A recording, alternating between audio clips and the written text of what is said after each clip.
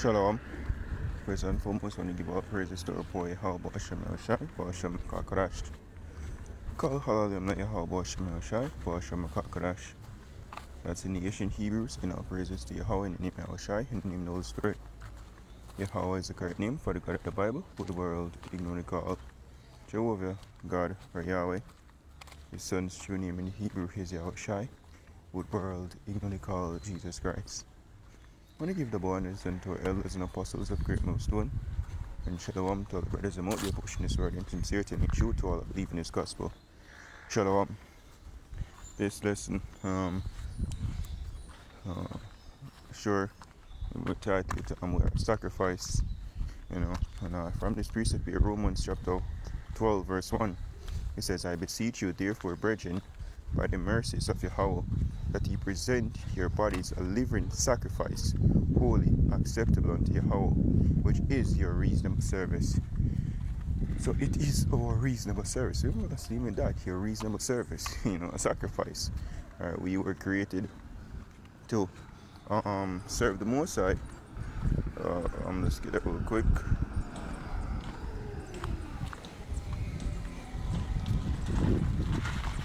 Book of Ecclesiastes chapter 12 verse 13, let us hear the conclusion of the whole matter.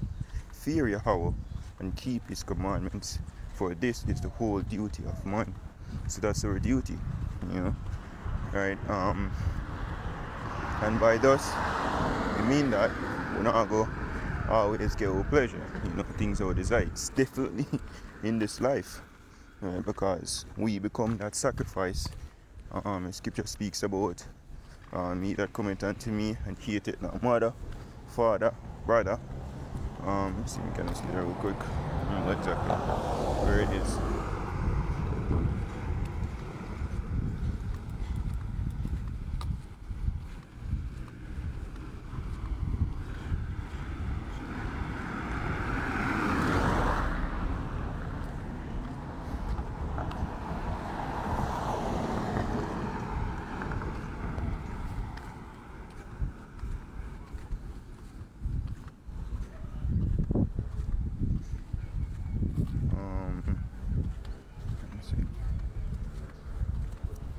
Just give me a minute to look here.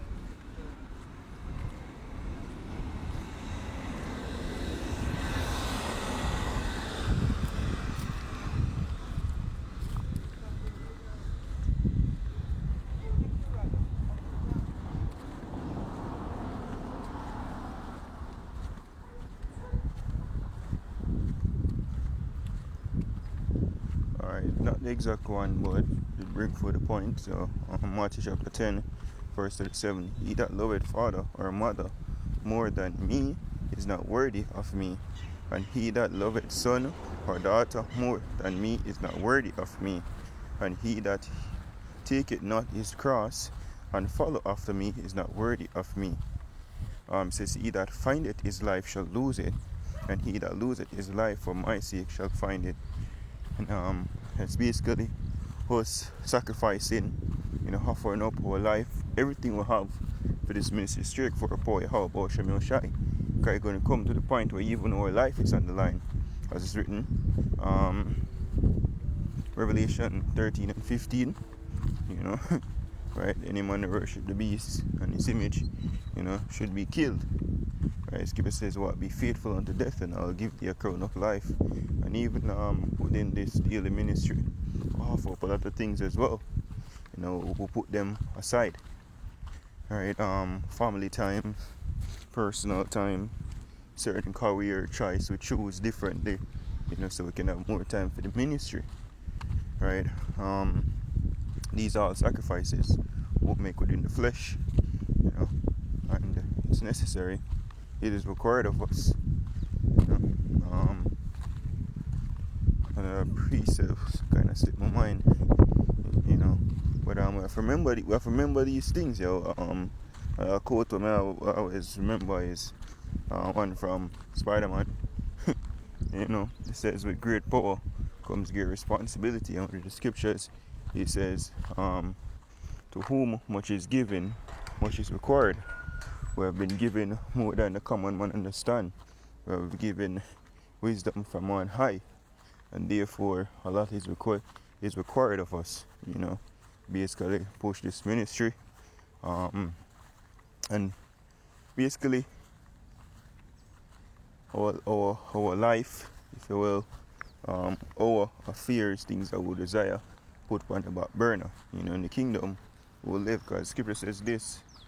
When we go to the book of Colossians 3, and start at 1, it says, if ye then be risen with Yahushai, seek those things which are above, where Yahushai sitteth on the right hand of Yahweh. Set your affection on things above, not on things on the earth. For ye are dead, and your life is hid with Yahushai in Yahweh. Right, so we're supposed to be dead to this world. Scripture says, mortify the members of your flesh. So things where the common person lust after, you want to indulge in, we refrain from it, right? And live more of a stoic life, disciplined, right? Verse 4, it says, when Yahushua, who is our life, shall appear, then shall he also appear with him in glory. So when Yahushua return, then we are going to actually live.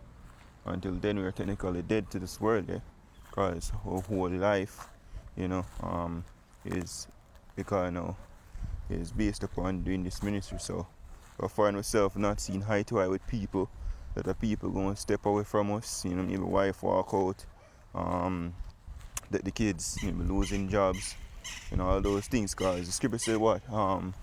They follow not after thee to the same. See if we just get it real quick. We just have to brace the mind for these things, knowing that they will come, and it's necessary. It's that's a part of it.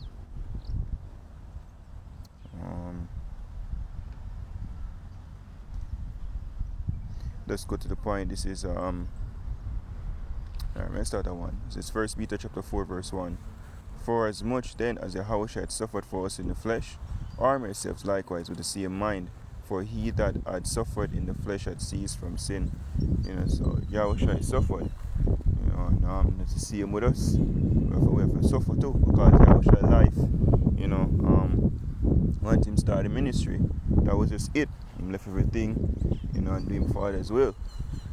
Right, and that's us. The scripture said, no man that put him hand to the plow and look it back is not fit for the kingdom. So it's not like we can say, alright, we'll start this ministry and I'm going to take a break and go up on a cruise, or more some family time now. So you go up on hibernation inside joke. Basically you will take some family time and take a couple months off. No. The scripture says we prophesy in season or the season. It says a constant thing, no breaks, no retirement. Right? It's unto death or deliverance.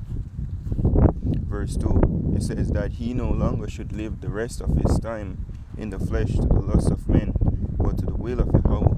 For the time past of our life may suffice us to have wrought the will of the Gentiles, when we walk in lasciviousness, lust, excess of wine, ravelings, banquetings, and a bubbling by idolatry. So at one point with the fool and Israel as well. Right, the one now madness, living after the flesh, living in death. But the Most High has called us from that, right, and now walk a different path. Verse 4 says, wherein they think it strange that he run not with them to the same excess of riot, speaking evil of you. So like your family members, friends, you change. Me don't know who you, me like you no more.